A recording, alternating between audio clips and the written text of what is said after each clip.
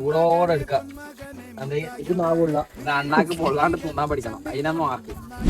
Hello guys, ഞാൻ ഇന്നുള്ളത് കുവേരി പാലത്തിന്റെ മേലാണ്. അപ്പോൾ ഇന്ന് റമദാൻ കഴിഞ്ഞിട്ട് ഫസ്റ്റ് സ്പോട്ടാണ്. ചെറുക്കുന്നത് ഇന്ന് ഭയങ്കര ചൂടലായി. ചൂടിന് അങ്ങോട്ട് പോയില്ല.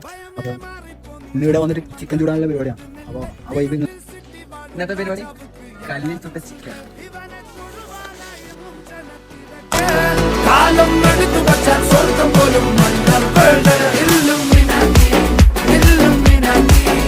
നീ എന്താ തേച്ചതാ? കല്ലിനെ കുളിപ്പിക്കാൻ എന്തൊരു ആത്മാർത്ഥത.